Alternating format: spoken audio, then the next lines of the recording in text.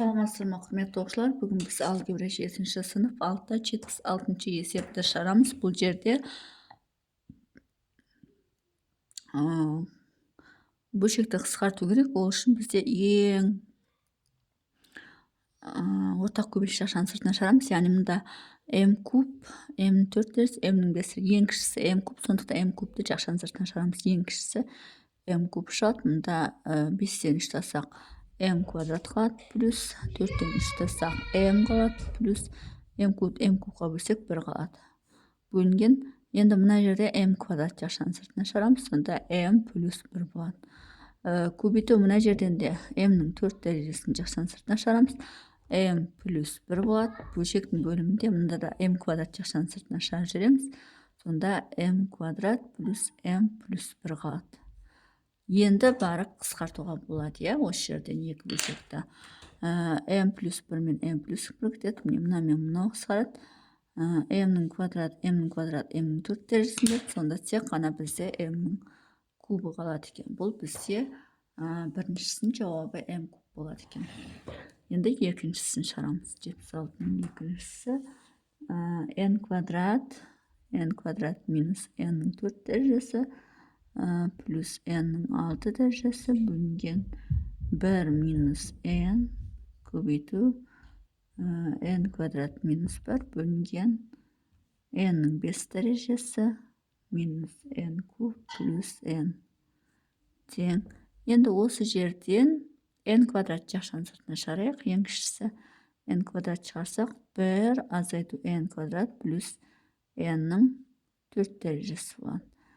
Бөлу 1 минус n көбейту, енді мына екі шақшаға шектейміз. n плюс 1, n минус 1 деп. n плюс 1, n минус 1 деп. Мына жерден n-ді ақшаның сыртына шығарырмыз. n-ді шығарып жіберсек, n-нің 4 дәрежесі азайту n квадрат плюс 1 қалады. Тең. Енді мына мен мынау қысқарады. Мына екеуі.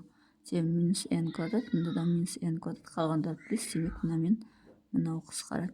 n мен, мына жерде n өзі қалады. Енді n қалады. n плюс 1, n минус 1 қалады. Бөлінген. Енді мұны бар қысқарып кетеді. 1 минус n қалады. Минусын ақшаның сыртына шығарсақ, n минус 1 болады. Сонда қысқартамыз. Мен мынаны қысқартсақ, бөлшектің алдында n қалады, және n плюс 1 қалады. Бұл бізде екінші есептің жауабы. Енді үшінші есепті шығарамыз. Үшіншісі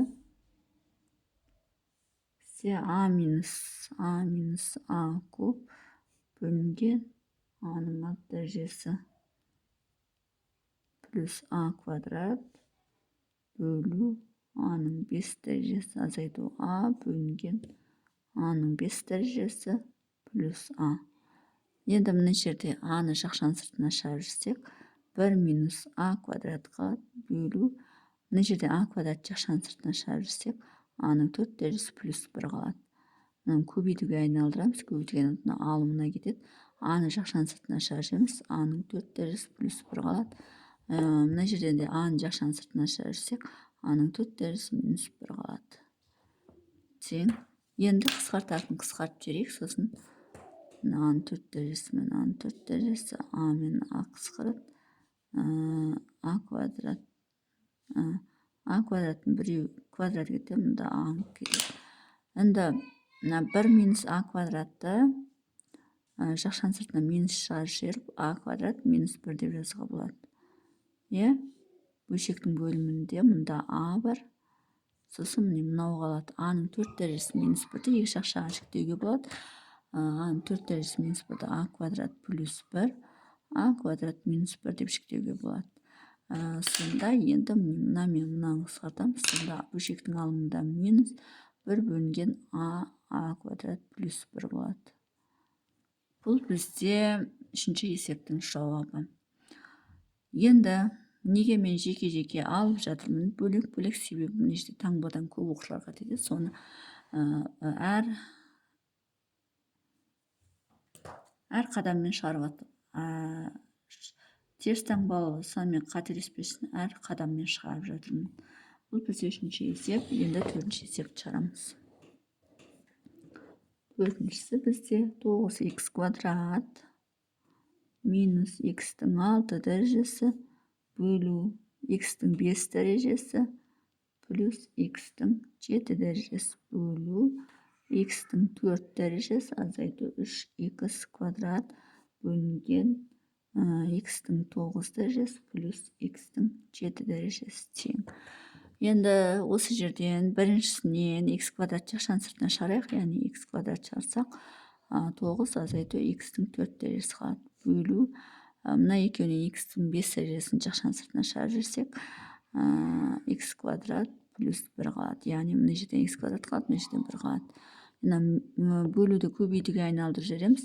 Бөлшектің бөліміндегі алымына келеді, яғни х-тің 7 дәрежесін жақшаның сыртына шығарып жіберсек х квадрат плюс 1 болады. Бөлшектің бөлімінде мына екеуінен х квадрат жақшаның сыртына шығарып жіберсек х квадрат минус 3 болады тең. Енді осы жерден мынаны қысқартамыз. 5 дәреже мында 2 дәреже қалады. Х квадрат пен мынау қысқарады. Сонда мына екеуінен қысқартпаймын. Мынаның алдына минусты жақшаның сыртына шығарып жіберемін. Сонда минус х квадрат болады. Х-тің 4 дәрежесі минус 9 болады. Мынаның минусын шығарып жібердім. Мұнда барлығы қысқарып кетеді. Барлығы қысқарып, бөлшектің бөлімінде х квадрат минус 3 қалды. Неге минусты жақшаның сыртына шығарып жібердім? Себебі мына екеуі ұқсас. Мынаны екі жақшаға жіктеуге болады. Минус х квадрат. Мынаны екі жақшаға х квадрат плюс 3. Х квадрат минус 3 деп осылай екі жақшаға жіктеуге болады. Бөлшектің бөлімінде х квадрат минус 3 қалады тең. Енді осы жерден х квадрат минус 3 пен х квадрат минус 3-ті қысқарып берсек, минус х квадрат қалады, жақшаның ішінде х квадрат плюс 3 қалады. Бұл бізде төртінші есептің жауабы. Сонымен есептің шығару жолы осындай. Егер есептің шығару жолы түсінікті болса, лайк басып, комментарий жазып, каналыма тіркеліп кетсеңіздер болады.